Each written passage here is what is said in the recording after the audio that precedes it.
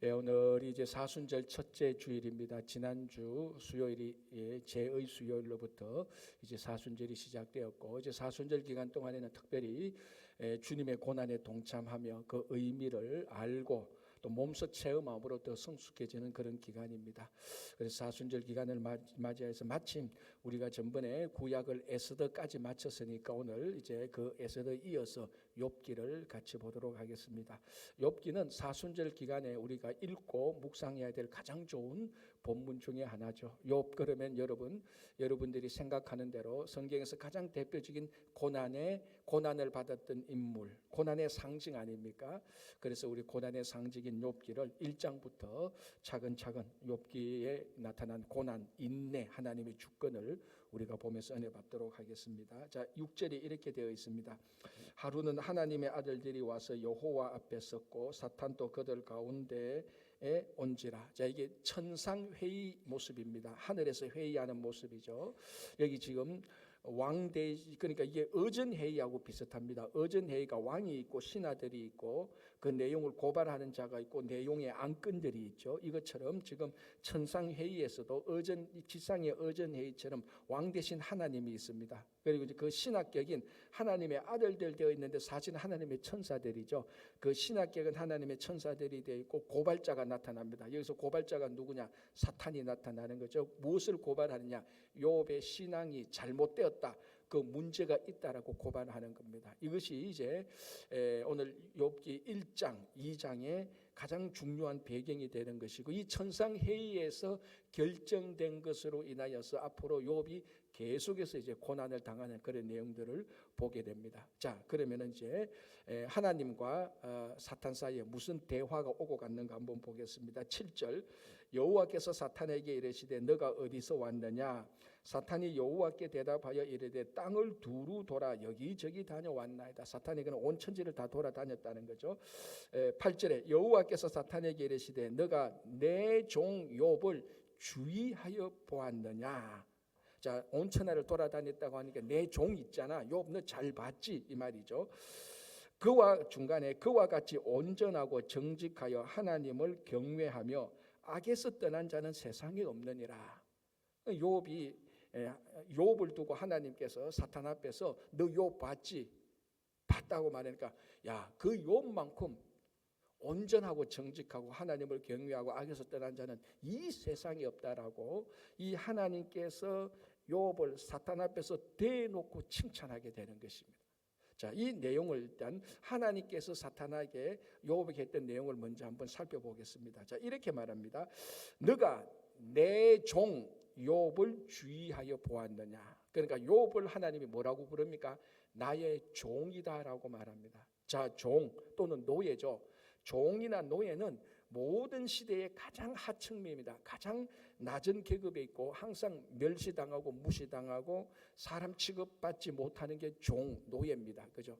그런데 우리가 성경에서 하나님의 종이라고 말을 할 때는 이게 차원이 달라집니다. 하나님의 종이라고 말할 때는 하나님께서 사용하시는 사람이라는 의미에서 종하고는 같은 의미지만 이 명예와 영광은 세상의 종하고는 비교할 수 없을 정도로 차이가 나는 겁니다. 하나님의 종이라고 말할 때는 종이지만 이 하나님의 종은 하나님께서 영광스럽게 생각하시고 그를 귀하게 사용하는 겁니다.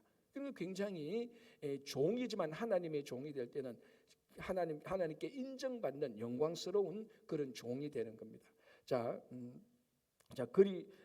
그래서 우리의 성경에 보면은 아브라함도 하나님의 종이었고 모세도 하나님의 종이었고 다윗도 하나님의 종이었고 이사야 선지자도 하나님의 종이었고 제2성전을 세운 스룹바벨도 하나님의 종이었습니다.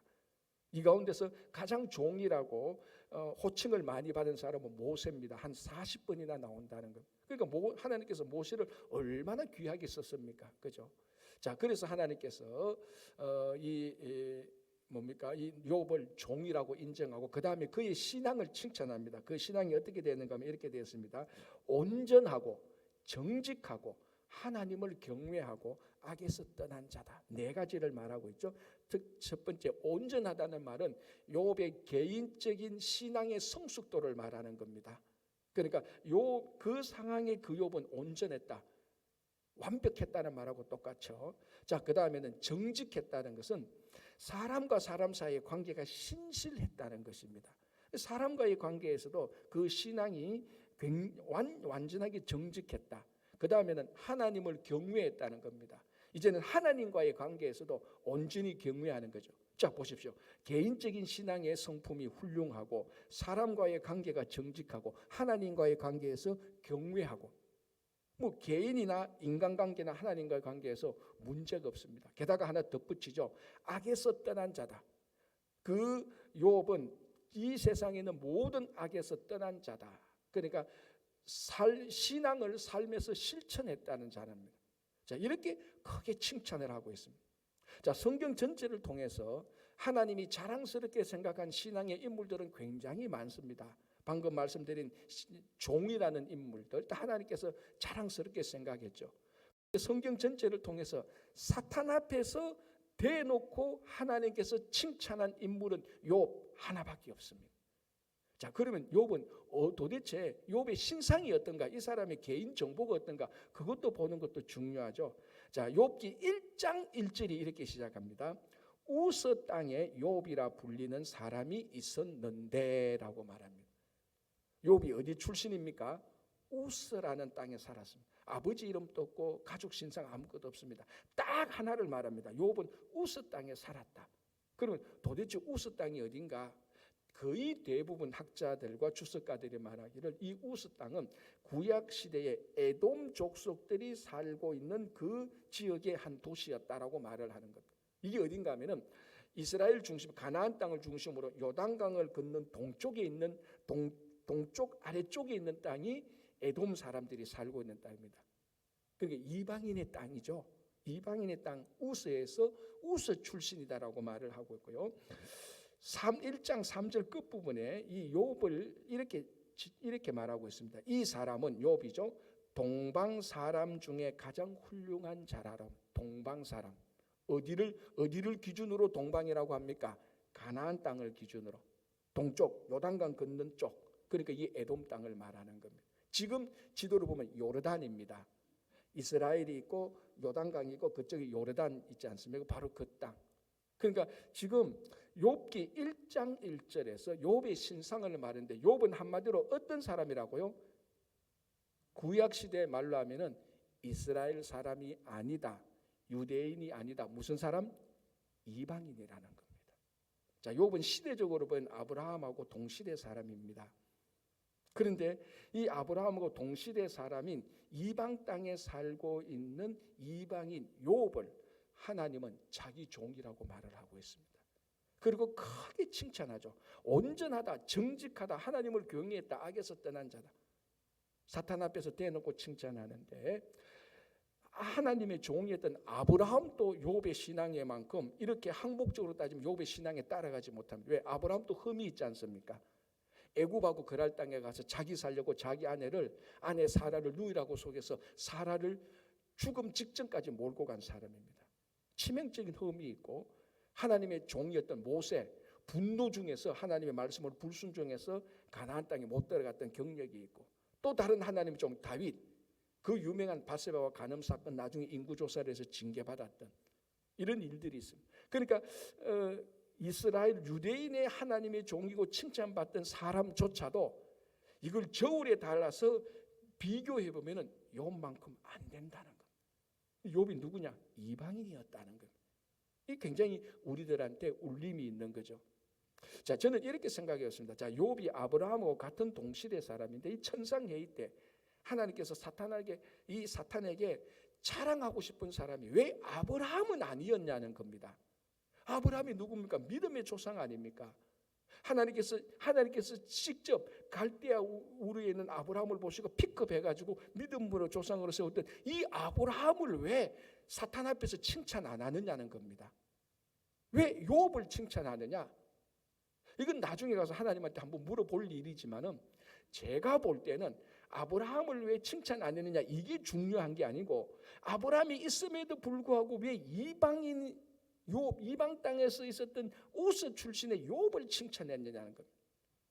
이걸 볼 때 한 가지는 확실합니다. 하나님은 이미 아브라함 시대 때부터 이 사람의 출신이 어디 출신이냐를 따지지 않고 칭찬합니다. 이방인이냐, 어느 족속이냐, 신분이 뭐냐, 지위가 뭐냐, 하나님은 그걸 다 걷어냅니다. 다 걷어내고 그 마음의 중심에 얼마나 하나님을 신실하게 섬기느냐, 그거를 보고 칭찬하시는 거죠. 이거는 확실하지 않습니까? 우리들은 여러분들은 누구를 칭찬합니까? 여러분, 우리는 어쩔 수 없는 게 어떤 사람을 칭찬할 때 나와의 관계성에서 칭찬을 많이 합니다. 내하고 관계 안 좋은 사람을 칭찬한다 할지라도 속으로는 별로 감정이 안 좋죠. 이게 분명히 칭찬할 일인데 칭찬은 하는데 속으로는 기쁘지가 않아요. 우리는. 왜? 우리는 어떤 관계나 그 사람의 신분이나 내하고 어떤 이익상의 이런 것들을 다 고려하기 때문에. 그런데 하나님은 그런 걸 다 걷어냅니다. 신분, 지위, 인종, 민족, 학벌, 외모, 출신, 배경 다 걷어내고 하나만 봅니다. 하나님을 얼마나 신실하게 섬기는가. 자, 이게 우리 이민자들에게 큰 위로와 희망이 되는 것 아닙니까? 자, 우리 이민자들은 최소한 이중의 이방인입니다. 무슨 말인가? 이스라엘 사람이 볼 때 우리 이방인이죠. 그리고 미국 주류 사람들이 볼 때는 우리 이민자들은 다 이방인으로 취급하는 겁니다. 그리고 또 여러분들이 있는 어떤 공동체에서 좀 따돌림 당했으면 또 이방인 취급당하는 겁니다. 그러니까 우리 이민 1세대들은 최소한 이중적인 이방인이라는 겁니다. 근데 이런 이방인이라는 의식이 알게 모르게 이민 1세대들에게 굉장히 위축되게 만드는 거죠. 대부분의 사람은 그렇습니다. 이게 이제 이민 2세대, 3세대 넘어가면은 이런 것들이 거의 없어지거나 완전히 없어질 수 있겠지만 오늘 함께 예배드리는 대부분의 우리 이민 1세대들은 내가 능력 있고 뭔가 다 있어도 뭔가 이민 1세대는 위축되고 용기가 부족하고 뭔가 축 처지는 그런 게 있습니다. 자랑스럽게 생각하는 게 좀 부족한 것이죠. 그 뉴욕 고등학교 교장을 지냈던 이탈리아 1.5세였던 레오날드 코벨로라는 사람이 자기 책에서 이런 말을 했습니다. 제가 전에도 한번 읽어드렸는데 저는 이 한 문장이 미국의 이민 1세대들이 내면 의식을 가장 잘 보여주는 거라고 저는 생각합니다. 이렇게 말합니다. 레오날도 코벨로라는 이탈리아 이민 1.5세입니다. 이탈리아 이민 1.5세가 이렇게 말합니다. 우리는 얼마나 우리의 부모가 수치스러운가를 배우면서 미국인이 되었다라고 말합니다. 저는 이게 너무 뼈저리게 옵니다. 제가 가끔 얘기하지 않습니까? 우리의 고등학교인데 그 학부모 컨퍼런스 하는데 내 각기 하니까 아이들이 엄마 아빠 안 와도 된대. 왜? 뭐 때문에? 그놈의 영어 때문에. 그러니까 우리 애들이 대놔놓고 엄마 아빠 안 와도 돼. 그 영어 가지고 학교 오지 마. 이런 말은 못해도 이미 그 속에는 엄마 아빠는 이민 1세대인데 영어가 부족하고 잘 몰라. 이미 그게 우리 속에 배어 있다는 겁니다. 공유된 부끄러움이 있다는 겁니다. 그게 죄라는 것은 아니지만 그게 우리 이민 1세대의 삶 속에 그런 것들이 배어 있습니다. 자, 그런데 오늘 하나님께서 그 이방인인 욥을 아브라함도 말하지 않았는데 욥을 그렇게 자랑스럽게 생각하는 것입니다. 어떤 이방인도 어떤 이민 1세대도 그 시대에서 당당하게 자랑스럽게 생각하는 사람들은 많지 않습니다. 그러나 오늘 우리가 욥을 볼 때 최소한 하나님은 이민자든 이방인이든 그런 것을 걷어내고 우리를 신앙을 보고 자랑스럽게 생각하신다는 겁니다. 여러분, 우리가 진짜 참된 신앙인이라면은 사람에게 칭찬받는 것보다 하나님에게 인정받는 게 자랑스럽게 생각하는 게 훨씬 더 낫지 않습니까? 그죠? 그건 솔직한 참된 신앙 아닙니까? 그런데 우리가 여러 가지 이유로 사람에게 인정받고 싶고 사람의 칭찬받고 싶고 누구 눈에 들고 싶어하는 이런 것들이 다 있습니다. 그러나 우리가 그렇게 하지 못한다 할지라도 최소한 하나님은 그런 조건에 상관없이 욥을 보고 가장 자랑스럽게 사탄 앞에 대놓고 자랑했다는 걸 볼 때 하나님은 우리가 이민자라고 한다고 해서 이방인이라고 해서 우리 과거가 어떻다고 해서 우리를 수치스럽게 생각하지 않는다는 겁니다. 이 사실이 우리들에게 확신하게 될 때 우리는 더 이상 이 땅에 살아가는데 이민자로서 이방자로서 수치스러움과 위축될 필요가 없죠. 왜? 하나님이 우리를 자랑스럽게 생각하시는데, 우주의 창조자가 나를 자랑스럽게 생각하신다면, 자랑한다는 것을 믿는다면 우리가 이 세상에서 이민 1세대로서 더 이상 위축될 것 없이 당당하게 살아갈 수가 있는 것입니다. 자, 이렇게 하나님이 이 사탄에게 욥을 대놓고 자랑하니 이제 사탄이 그에 대해 또 이제 반응을 하는 거죠. 그게 이제 9절입니다. 이렇게 되어 있습니다. 사탄이 여호와께 대답하여 이르되 욥이 어찌 까닭없이 하나님을 경외하리까? 이렇게 말합니다. 욥을 그렇게 창천하니까 사탄이 말합니다. 하나님, 욥이 그렇게 신앙이 좋은 것은 다 이유가 있습니다. 자, 그럼 그 이유가 뭐냐 이제 봐야 되죠. 10절 주께서 그와 그의 집과 그의 모든 소유물을 울타리로 두르심 때문이 아닙니까? 무슨 말입니까? 하나님께서 욥을 다 울타리로 둘러쳐서 모든 대적으로부터 완전하게 보호해 주니까 그렇지 않습니까? 첫 번째. 두 번째는 말하죠. 주께서 그의 손으로 하는 바를 복되게 하사 그의 소유물이 땅에 넘치게 하셨습니다. 하나님께서 욥을 완전히 지켜주시고 하나님께서 욥의 소유물을 차고 넘치도록 하니까 하나님을 그렇게 잘 섬기는 것이지. 자, 그리고 난 다음에 11절 뭐라고 말합니까? 이제 주의 손을 펴서 그의 모든 소유물을 치소서. 그리하면 틀림없이 주를 향하여 욕하지 않겠습니까? 그러니까 결론적으로 우리식으로 말하면 이겁니다. 아이, 하나님, 욥이 뭐 신앙이 좋아서 하나님 잘 섬기는 줄 아닙니까? 하나님이 그만큼 잘해주니까 잘 섬기지. 하나님, 그럼 지금부터 하나님께서 잘해주는 거 다 빼보십시오. 욥도요 다른 사람하고 똑같아요. 하나님 욕할 거예요. 하나님께서 욥이 그만큼 보상을 주고 뭐 필요한 것 다 주고 대적들 다 막아주고 하니까 누군들 하나님을 그만큼 안 섬기겠습니까? 욥 칭찬할 거 없어요. 사실은 욥은요 까닭 없이 하나님 섬기는 게 아니라 이유가 있어요. 그 이유가 뭡니까? 하나님이 베풀어진 보상 때문이 아닙니까? 이 말이에요. 보상을 빼버리십시오. 그럼 욥 신앙요 아무것도 아니에요. 다 무너져요. 욥은요 하나님보다 보상을 더 좋아해요. 하나님 착각하지 마세요. 이 말이에요, 사실은. 자, 우리가 이 사탄의 이 고발의 내용에 대해서 두 가지를 알 수 있습니다. 첫 번째는 뭐냐면은 여전히 사탄은 에덴 동산에서 하는 짓을 똑같이 하고 있습니다. 뭐냐면 에덴 동산에서 뱀을 통하여서 하나님과 하와 아담을 분리시키지 않습니까? 이간질시킵니다. 죄를 짓게 해서. 오늘 여기서도 천상회의에서도 사탄은 집어릇 개못 줍니다. 또 그거 하고 있습니다. 하나님과 욥을 분리시킵니다. 욥을 고발해서 아주 강교하게 고발합니다. 사탄도요 욥의 신앙이 그렇다는 게 인정합니다. 그런데 어디를 건드립니까? 욥이 왜 신앙생활을 잘할까? 그 동기를 건드리는 겁니다. 교만하죠. 자, 사탄이 하나님께 고발했던 욥의 신앙에 대해서 여러분들은 어떻습니까?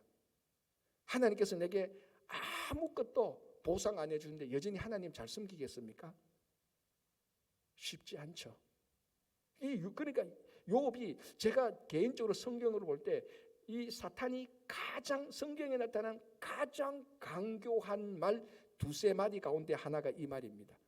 대부분이 다 걸려 넘어질 수 있도록 아주 강교하게 말을 했습니다. 그렇게 해서 사탄은 욥과 하나님을 분리시킵니다. 이간시킵니다. 이게 사탄이 모든 인간과 모든 공동체에 뿌려놓은 사탄의 유전자입니다. 뭡니까? 분열, 이간질, 분리시키는 것 아닙니까?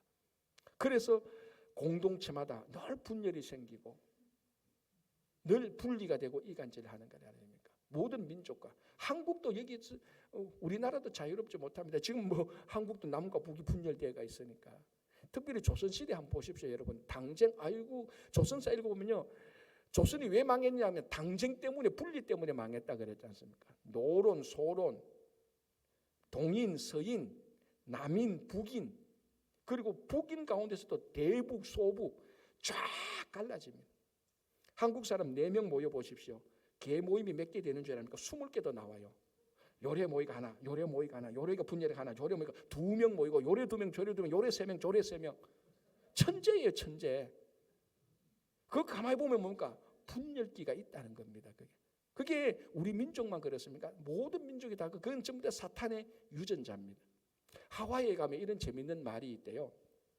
한국 사람이 이렇게 말한답니다. 야, 너 일본 사람들 정말 잘 뭉치네. 우리는 왜 이래? 그래서 일본 사람한테 가서 물어봅니다. 야, 일본 사람 너희들은 잘 뭉친다며 하니까 일본 사람이 아니야, 우리도 내부적으로 분열이 많아. 저 중국 놈들이 진짜 잘 뭉쳐 이렇게 말하는. 중국 사람들한테 가서 물어봅니다. 야, 중국 사람들 그렇게 잘 뭉친다며 하니까 중국 사람이 이렇게 말한답니다. 야, 우리도 전쟁 많아. 우리끼리 많이 싸워. 진짜는 이 하와이의 25%밖에 안 되는 백인들이 잘 뭉쳐. 좀 25%밖에 안 되면 자기들은 잘 뭉쳐가지고 하와이의 중요 요직을 다 독차지하고 있잖아. 그래서 백인들에게 가서 물어봅니다. 야, 당신들은 25%밖에 안 되는 백인들이 하와이에서 잘 뭉쳐가지고 중요 요직을 다 차지한다며 하니까 이 백인들이 하는 말이 아니야. 저 아시아에 온 놈들 저 조심해야 돼. 자기끼리 잘 뭉치잖아. 그렇게 한다는 겁니다. 그리고 뭡니까? 한국 사람, 일본 사람, 중국 사람, 백인 사람 다 자기끼리 보면은 내부적인 분열이 다 있다는 거예요. 이게 사탄이 온 인류와 온 역사와 온 공동체에 다 뿌려놓은 분열의 씨앗입니다. 그래서 분열이 일어나는 것은요, 다 사람들의 자기 이익과 자기 권력과 이런 것을 다 독차지하기 위해서 분열이 일어나지만 가장 배후에는요, 결국은 사탄이 있는 겁니다. 에덴 동산을 했더니 천상회에서 또 그렇게 하는 겁니다. 여러분, 우리 성도들이 의도적으로 공동체와 사람 사이를 이간질하는 것은 절대로 해서는 안 되는 거죠. 그러나 또 주의할 게 있습니다. 뭡니까? 무심결에 내가 하는 말과 행동도 이것이 혹시나 분열과 이간질에 사용되어질까 늘 조심해야 되는 겁니다. 혹시 내가 이런 말을 하게 될 때 A하고 B를 분열시키는 이간질하는 말이 되지 않을까? 그래서요, 여러분 우리가 하는 말이 진실이라 할지라도 사실이라 할지라도 그게 공동체를 파괴시키면요, 홀드해야 됩니다. 그게 사실이라 할지라도 어떤 사람은 그런다. 아니 목사님 내가 뭐 못할 말해서 그거 사실이잖아요. 맞아요, 사실이에요. 사실을 사실대로 다 말한다고 그게 좋은 겁니까? 아니지 않습니까? 그 사실을 사실대로 말한다고 해서 그게 분열이 된다면 결국 사탄의 분열의 획책에 놀아나는 겁니다. 그래서 우리는 의도적으로 의도적으로 이간질과 분리시키는 일은 당연히 안 해야 되지만 혹시나 내가 무의식 중에 했던 말과 행실이 분열이 안 되도록 또 늘 조심해야 되는 게 성숙한 신앙인의 모습이죠. 자, 하나 더 봐야 될 게 이겁니다. 사탄이 고발한 내용을 볼 때 사탄이 고발한 내용의 핵심은 뭔가 하면요, 먼저 결론부터 말씀드릴게요. 사탄은 신앙을 하나님에게 초점 맞추지 않고 하나님이 주시는 보상물에 초점을 맞추도록 해버렸습니다. 그렇지 않습니까? 욥요, 신앙 좋은 줄 아십니까? 욥 하나님 섬기는 거 아니에요. 하나님 착각하지 마세요. 하나님이 욥에게 주신 그 보상 때문에 욥이 신앙 좋은 거지 이거예요. 그래서 11절에 말합니까? 하나님 욥에게 준 거 다 빼앗아 보십시오. 욥 거 다 무너져요. 아무것도 아니에요. 이게 사탄이 가장 강교하게 욥의 신앙을 건드린 겁니다. 참 강교하죠, 그죠? 그러니까 하나님 대신에 욥은 보상을 더 섬기고 있다라고 이렇게 말을 하는 거예요. 이것이 에덴 동산에서도 일어났고 천상회의에서도 일어났는데 인류 역사적으로도 똑같이 일어납니다. 20세기 가장 큰 영향력을 미쳤던 인물 중에 하나가 칼 마르크스 아닙니까? 공상주의 창시자. 자, 이 칼 막스가 기독교를 어떻게 본 줄 압니까? 칼 막스는 기독교를 인민의 아편이라고 말을 했어요. 왜 아편인가 하면요, 사회 경제적으로 아무것도 없는 사람이 미래의 보상을 믿고 신앙생활을 한다는 겁니다. 그게 막스가 바라본 기독교 신앙입니다. 틀린 말은 아니죠. 그게 분명히 맞는 말이 있습니다. 우리가 이 땅에서 소외되고 아무것도 없어도 하늘의 보상을 믿고 신앙생활을 하는 건 아닙니까? 그죠? 맞습니다. 이거 틀린 거 아니에요. 그런데 이것을 신앙의 본질이라고 말을 해버렸다는 게 문제라는 겁니다. 우리 신앙의 본질이 하나님께서 주시는 선물, 보상이 신앙의 본질입니까? 아니지 않습니까? 우리 신앙의 본질은 하나님 그 자체가 우리 신앙의 본질입니다. 그걸 교묘하게 바꿔버린 겁니다. 그래서 막스는 만약에 미래의 보상이 없다면 이 성도들은 아무런 신앙생활도 하지 않을 거다. 그래서 미래의 보상, 그게 아편이라는 겁니다. 그래서 기독교는 인민의 아편이라고 조롱한 거 아닙니까? 그 말을 가만히 보면은 사탄이 하나님께 했던 말하고 똑같은 거예요. 저 가난하고 힘없는 사람, 사회적 소외된 사람 신앙생활 잘한단 말이에요. 왜 잘한 줄 압니까? 미래에 보상이 있으니까 잘한 거지. 그거 빼버리면 저 사람 신앙생활 없어. 그게 막스가 했던 말인데 욥이 했던 말하고 사탄이 했던 말하고 똑같습니다. 하나님을 보상으로 대체해버린 거예요. 한 인물 더 하면요, 이 똑같이 유대인데, 막스도 유대인 아닙니까? 똑같은 유대인데 이거 뭡니까? 갑자기 생각합니까? 그 무의식의 창조사 프로이드도 이렇게 말했습니다. 프로이드는 왜 신앙생활을 하는가 하면요, 사람이 심리적으로 불안하고 염려하고 걱정이 되니까 이걸 안정을 찾기 위해서 신을 찾는다라고 말해요. 그래서 보상이 뭔가 하면 자기 마음의 안정입니다. 이게 마음의 안정이 안 되면 신을 찾지 않는다는 거죠. 똑같은 맥락입니다. 보상의 종류가 달라서 그렇지, 보상 때문에 신앙생활을 한다고 말하는 것은 천상의 때 사탄이나 마르크스나 프로이트나 똑같습니다. 가장 위험한 건 뭡니까? 신앙의 본질은 하나님이 아니야. 하나님이 주는 신적인 보상이지. 그게 안정이든 마음의 안정이든 미래의 큰 보상이든 아니면은 지금 현실에 살아갈 때 물질이 넘치는 것이든 어떤 종류든 보상이 있으니까 신앙생활을 하는 것이 하나님 섬긴다고요? 천만에요. 그게 사탄이 했던 말인데, 자, 이 말 가운데서 자유로운 사람이 과연 있을까요? 우리는 굉장히 강조하는 거 아닙니까? 그러나 우리가 다음 주에도, 오늘은 또 그 선교 보고가 있어서 다음 다 살펴보지 못하지만 결론적으로는 이겁니다. 사탄은 우리를 하나님의 자리에서 하나님을 빼고 하나님이 준 보상으로 대신 채우려고 하는 겁니다. 우리는 하나님의 보상이 좋지만은 그것이 신앙의 본질은 아닙니다. 신앙의 본질은 누굽니까? 여전히 여호와 하나님 그 자체, 그 자신입니다. 하나님이 우리에게 선물을 안 줘도 하나님이 그저 좋은 겁니다. 하나님을 기뻐하고 즐거워하는 겁니다. 그걸 사탄이 계속해서 바꾸려고 하는 겁니다.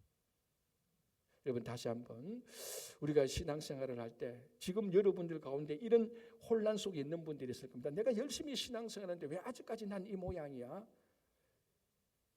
교회 가는 거 한번 바꿔볼까? 비슷한 천주교로 한번 가볼까? 아니면 이파리 완전히 갈아치워서 다른 신으로 바꿔보고. 왜? 보상이 없으니까. 우리도 똑같은 사탄이 말했던 것에 걸려 있습니까? 가장 강교한 이 사탄의 획책에 휘둘리지 마시면 우리 신앙의 본질은 보상이 아니라 여호와 하나님 그 자신입니다. 그 자신을 기뻐하고 즐거워하고 영광 돌리는 것이 가장 성숙한 순수한 신앙 아닙니까? 그래서 오늘 이 사탄이 천상에 했던 그 말에 획책되지 말고 더 하나님을 바라보고 하나님의 초점을 맞추는 여러분 되시기 바랍니다. 이에 대한 내용은 우리가 다음 주에 또 우리가 같이 살펴볼 텐데, 본질은 보상이 아니고 하나님입니다. 성숙한 사순절 되시기 바랍니다. 기도하겠습니다. 하나님 아버지, 감사합니다.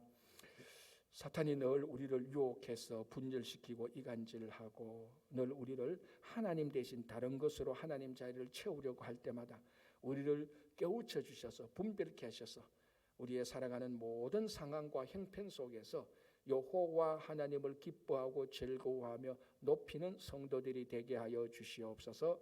감사하며 예수님 이름으로 기도합니다. 아멘.